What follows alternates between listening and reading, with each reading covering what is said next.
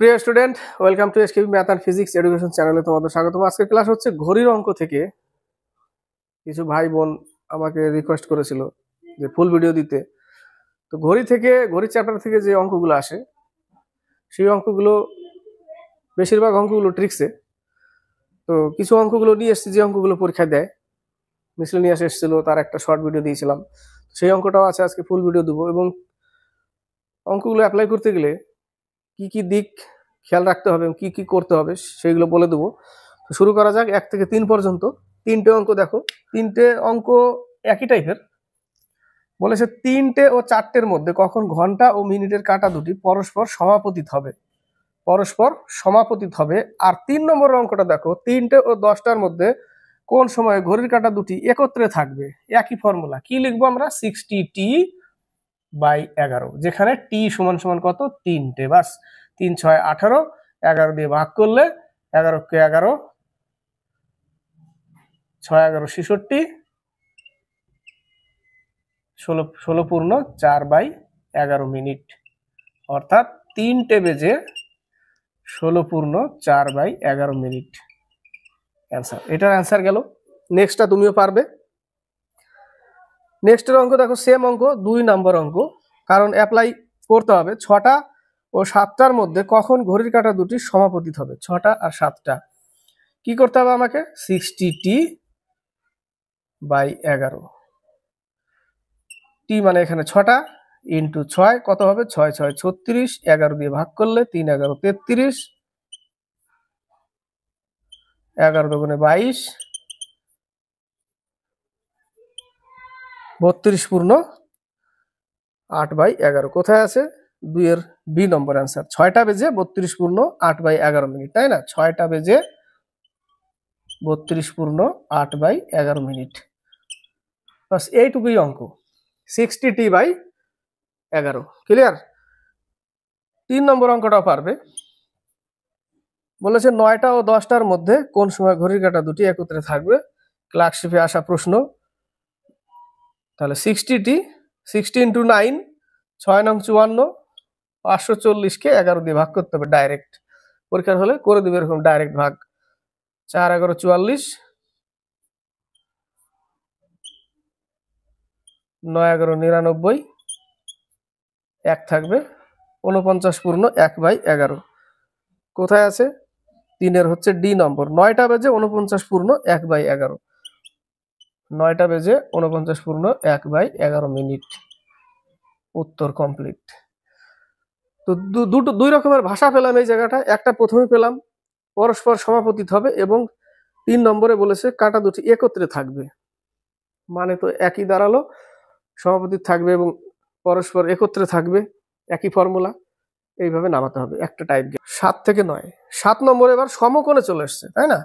বলেছে 6টা ও 7টার মধ্যে কখন ঘড়ির কাঁটা দুটির মধ্যে প্রথমবার সমকোণ উৎপন্ন করবে। 1 ঘন্টায় 2 বার সমকোণ হয়, এটা মনে রাখবে। 1 ঘন্টায় কয়বার সমকোণ হয়? ঘড়ির কাঁটা, ঘন্টার কাঁটা, মিনিটের কাঁটার মধ্যে 2 বার। মনে রাখবে, ঠিক আছে? 2 বার। তাই বলেছে প্রথমবার সমকোণ উৎপন্ন হবে। প্রথমবার সমকোণ উৎপন্ন করতে গেলে, আচ্ছা, সমকোণ যদি এটা যদি 12টার কাঁটা হয়, এই সোজা 12টা কাঁটা, এই সোজা সমকোণ এইভাবেই তো তৈরি হবে, তাই না? সমকোণ যদি তৈরি হয় তো এইভাবে তো তৈরি হবে। ঘন্টার কাঁটা আর মিনিটের কাঁটা এইভাবে থাকবে। তো এদের মধ্যে সময়ের পার্থক্য কত? 15 মিনিট, তাই না? তো সূত্রে মনে রাখবে 5t ± 15 × 12/11। 2 টাইপের সূত্র আছে এটা। একটা কখন বিপরীত থাকবে তখন 15 জায়গায় কত লিখবো, বিপরীত থাকলে ওটাও চলে আসবে, তখন ক্লিয়ার হয়ে যাবে। Plus minus. তো প্রথম কাজ হচ্ছে প্লাস মাইনাস কখন নেব? যদি আমার টি > 6, অর্থাৎ 6 থেকে যদি টি এর মান বড় হয় তাহলে এই ক্ষেত্রে আমরা মাইনাস নিব, এবং টি যদি ছোট হয় 6 থেকে তাহলে সেই ক্ষেত্রে আমরা প্লাস নিব। এবার টাইমটা কি দিয়েছে আমাকে? কটা থেকে কটা? 6টা থেকে 7টা দিয়েছে, তাই না? 6টা থেকে 7টা। তো টি এর মান 6 6, তো দুটো তো সমান হয়ে গেল। দুটো যদি সমান হয়ে যায় তাহলে আমরা মাইনাসেই করব। কি করব? আমরা মাইনাসেই যাব, ঠিক আছে? সমান হয়ে গেলে আমরা মাইনাসে যাব। তাহলে 5 6 30 -15 বাই 11, এর সাথে 12 গুণ আছে, তাই না? তাহলে থাকবে কত? 15 12 180, 11 দিয়ে ভাগ করতে হবে। 11 11 কে 11, 7 70, 6 11 66, 66, 4 থাকলো 4/11, অর্থাৎ কটা থেকে বলেছিল? 6টা বেজে 6টা 16.4/11 মিনিট হচ্ছে উত্তর। 6টা তো একই হয়ে গেল, গ্রেটার দেন 6 হলো না, সমান হয়ে গেল। তাহলে সমান হয়ে গেল, আমরা কি নিলাম? মাইনাসের চিহ্ন দিয়েই অঙ্ক করলাম। ক্লিয়ার? 7-এর সি নম্বর, 6টা বেজে 16.4/11 মিনিট। প্রথমবার সমকোণ থাকবে। তাহলে দ্বিতীয়বার সমকোণের উত্তর কি? দ্বিতীয়বার যদি সমকোণ হয় তাহলে আমরা এখানে যেহেতু আমরা মাইনাসে করেছি, তাহলে দ্বিতীয়বারে আমরা প্লাসে চলে যাব। ঠিক আছে? দ্বিতীয়বারে যদি হয় তাহলে আমরা প্লাসে চলে যাব। প্লাস করলে কি হবে? 5 6 30 আর 15 45, 45 ইন্টু 12/11 দিয়ে ভাগ করতে হবে। তাহলে 45 ইন্টু 12 যদি বলে দ্বিতীয়বার, কারণ আমরা জানি 1 ঘন্টায় 2বার সমকোণ হয়, তাহলে একটা প্রথমবার এই হলো, এবং দ্বিতীয়বারে কখন হবে? যেহেতু এটা মাইনাসে করেছি তাহলে প্রথমবার এটা, দ্বিতীয়বার করতে গেলে আমাদের এই জায়গাটা প্লাস নিতে হবে। ঠিক আছে? প্লাস নিয়ে করলে 5 6 30 আর 15 45 ইন্টু 12 গুণ করলে 45 গুণ 90 আর 45, তাহলে হয়ে যাবে 540, তাই না? 540 যদি হয় 11 দিয়ে ভাগ করব, 4 11 44, 9 11 99।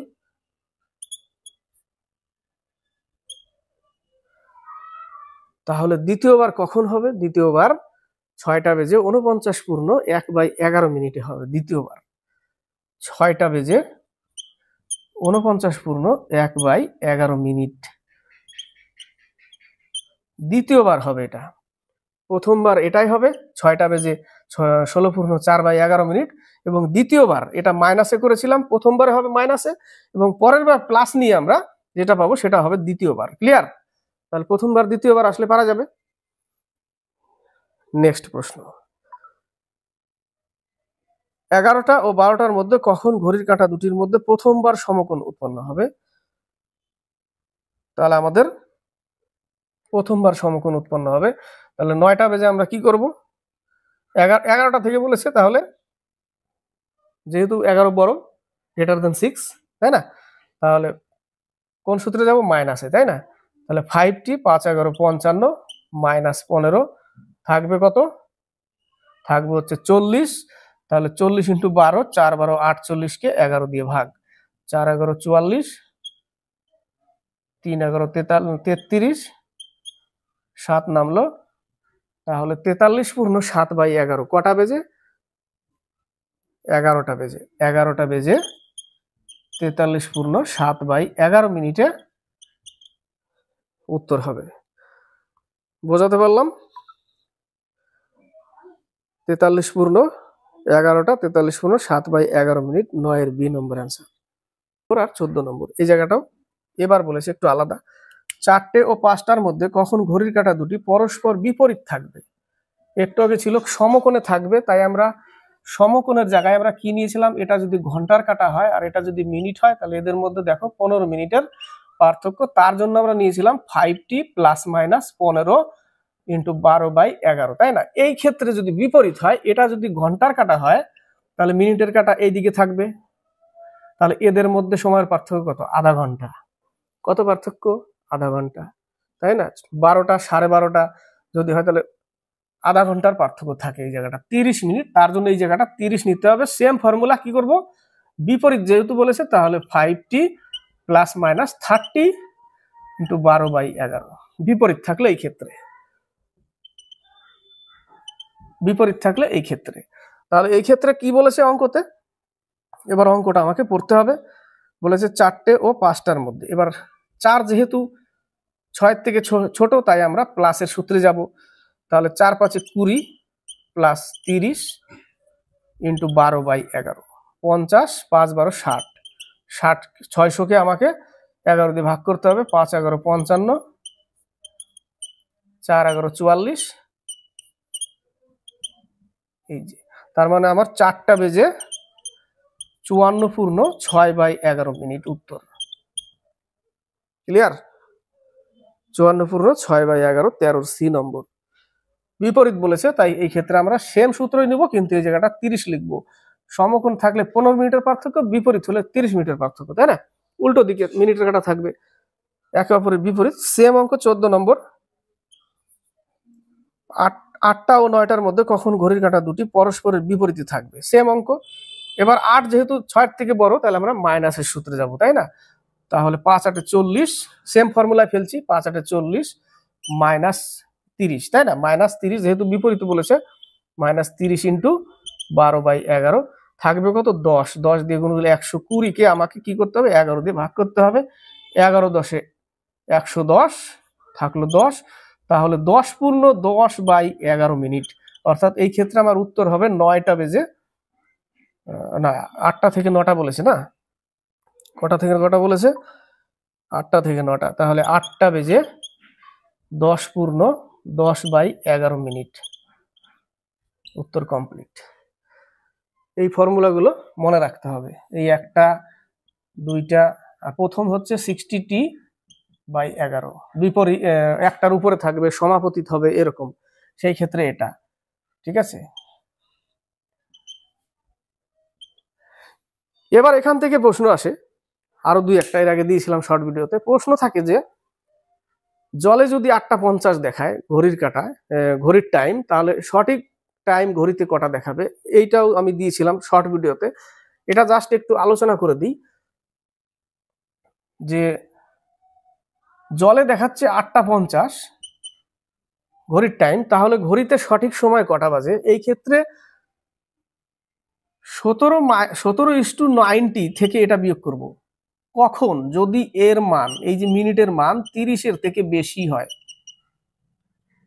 30-এর থেকে বেশি আছে, তার জন্যই আমি এখান থেকে এটা বিয়োগ করব। উত্তর হবে 9টা 40 ঘড়িতে সঠিক। এবার যদি এই 8টা 20 মিনিট দিত, তাহলে আমরা 18:30 থেকে আমরা এটা বিয়োগ করতাম, কারণ 30-এর থেকে কম আছে বলে আমরা 18:30 থেকে বিয়োগ করব। আর যদি 30-এর থেকে বেশি থাকে মিনিটটা, তাহলে আমরা 17:90 থেকে বিয়োগ করব। তাহলে ঘড়িতে সঠিক সময়টা পাওয়া যাবে, জলে যাই দেখাক। এবার জলে দেখাচ্ছে যদি যে 8টা 45, তার মানে যেহেতু 30 থেকে বেশি, তাই না? তাহলে 17:90 থেকে আমাদেরকে বিয়োগ করতে হবে। এবার যদি জলে 8টা 10 দেখায় 10 মিনিট, তাহলে 30-এর থেকে কম, তাহলে আমাকে এই ক্ষেত্রে কি করতে হবে? 18:30 থেকে বিয়োগ করতে হবে, মনে থাকবে। আর যেটা আয়নাতে দেখায়, আয়নাতে যেটা, সেটা আমরা কি করি? 11:60 থেকে বিয়োগ করে দিই। 12 ঘন্টা টোটাল, সেখান থেকে আমরা কি করি? 12 ঘন্টাকে ভাগ করে দিই 11:60। এবার যা দেখাবে সেটা বিয়োগ করে দিয়ে যা হবে উত্তর, সেটা অ্যান্সার বেরোয়, তাই না? আয়নার ক্ষেত্রে। তো ক্লাসটি ভালো লাগলে লাইক শেয়ার কমেন্ট অবশ্যই করবে। আর নতুন কেউ দেখলে, আর যারা শর্ট ভিডিও তো অনেক বুঝতে পারে না অল্প সময়ে, তাহলে এই ভিডিওটা মোটামুটি ক্লিয়ার, যদি পরীক্ষায় আসে তাহলে পারবে, আর একটা না একটা দিয়ে দেয় পরীক্ষায়। তো লাইক শেয়ার কমেন্ট অবশ্যই করবে, আর সাবস্ক্রাইব করে চ্যানেলকে